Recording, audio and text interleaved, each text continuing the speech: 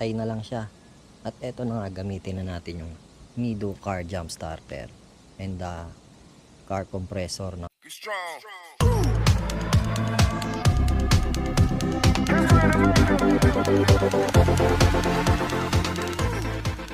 So good day mga kamaster, welcome again to my YouTube channel. And this time mga kamaster, dumating na nga po yung Christmas package ko para sa sarili ko. At eto yung Mido car jump starter. Marami siyang function mga kamaster. Out of the case mga kamaster, yan po ang laman ng Mido car jump starter.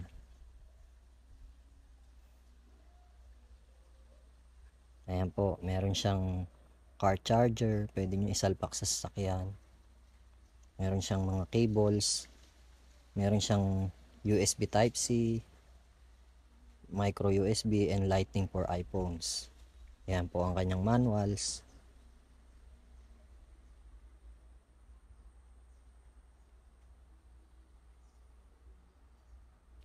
At ito po yung mga alligator clips niya, which is the positive and the negative.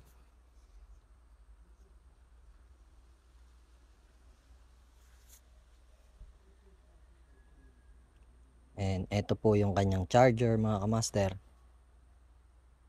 220 volts.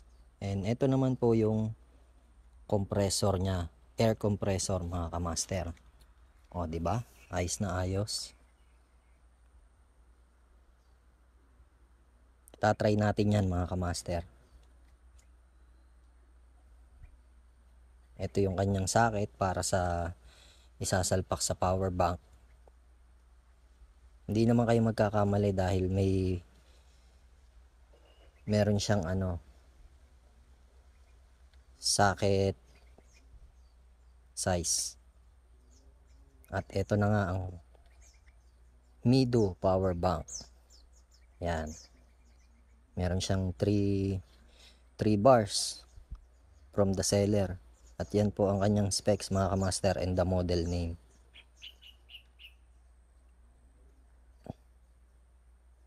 Yan. Meron din po siyang mga flashlight and warning lights. Yan, meron din po mga USB socket. Pwede kayong mag-charge. At yan yung salpakan ng mga air compressor at yung sa alligator clip. Ayos, 'di ba? Try natin yung USB socket niya mga kamaster, which is magta-try tayong mag-charge ng cellphone, Android phone, iPhone, and my camera, which is the micro USB Type-C pa. Yan, salpak natin sa USB socket niya. Power on. Yan, 2 bar na lang po. Salpak natin sa cellphone ko, which is the Android type. ROG. Yun. Nag-charge. Ayos, di ba?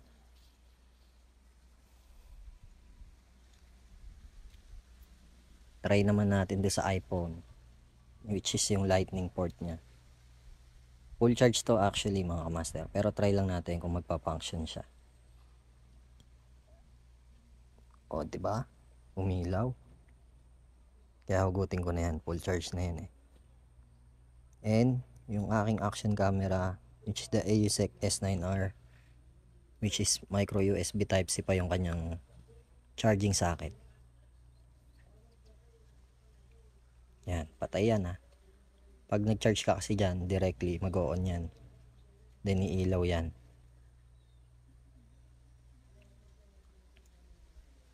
Yun. O, diba? Ayos. Try naman natin bawat socket para ma-check natin kung goods ba lahat, kung nagcha-charge.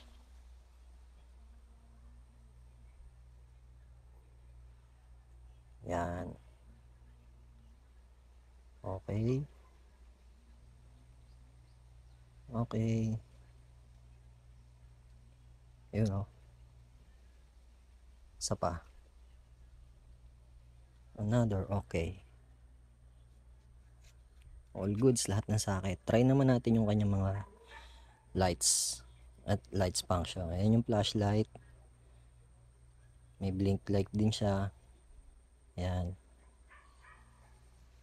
Meron ding mas mabilis dyan. Ayan. Pag dalawang pindot naman mga kamaster, iyon naman yung blue and red. Yan o. Blinking yan mga kamaster. Pagpatay niya, dalawang pindot lang din. Ayos, di ba? Try naman natin sa actual tire ng ating sasakyan. Try natin kay Silky. Ito yung dati kong manual gauge checker mga kamaster. Check muna natin sa manual gauge natin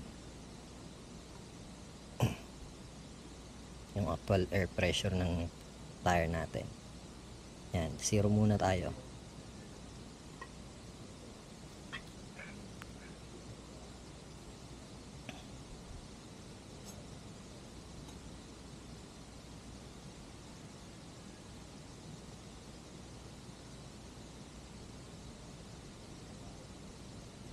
Yan, 30 PSI.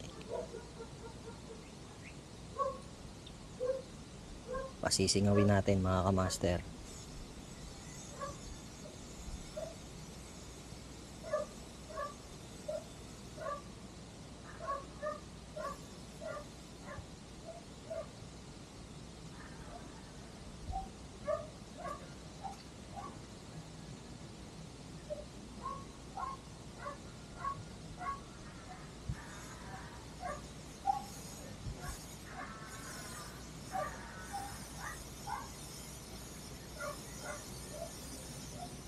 Yan.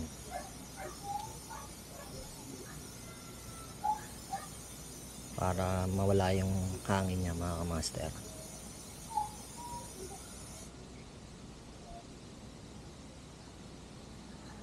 Kulang pa. Pasingawin pa natin.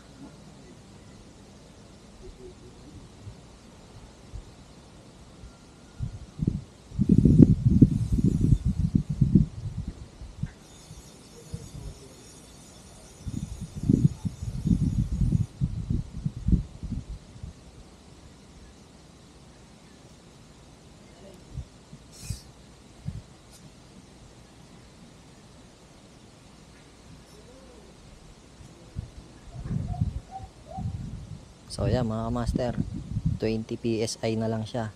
At eto na nga, gamitin na natin yung Nido car jump starter and the car compressor na kasama niya. Yan, salpak natin dyan sa socket yung compressor, then panda rin natin.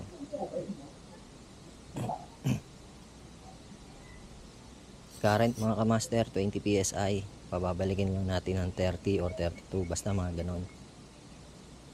Yan, salpak na. On lang natin mga kamaster.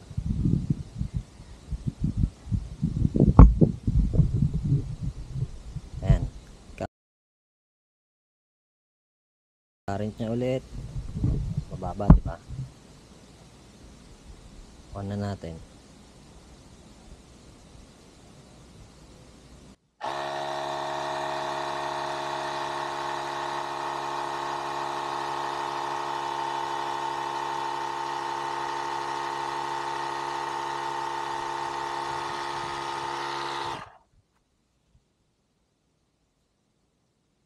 At yan na nga mga kamaster.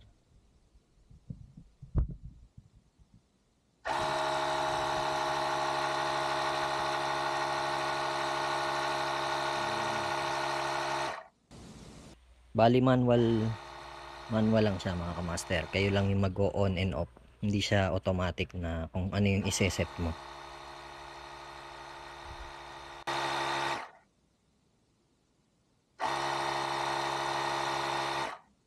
Kumbaga babantayan mo lang siya.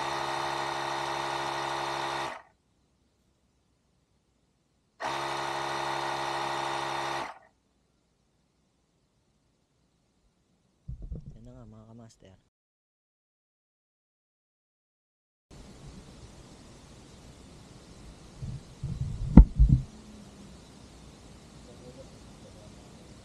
Ayos na.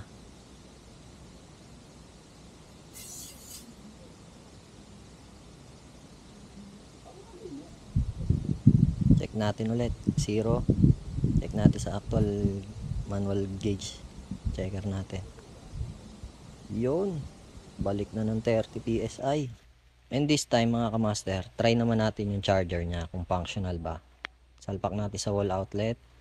Yeah, umilaw. Functional naman mga kamaster. Salpak naman natin sa power bank. Ayan.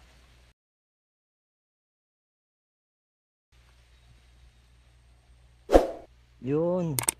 Solid mga kamaster.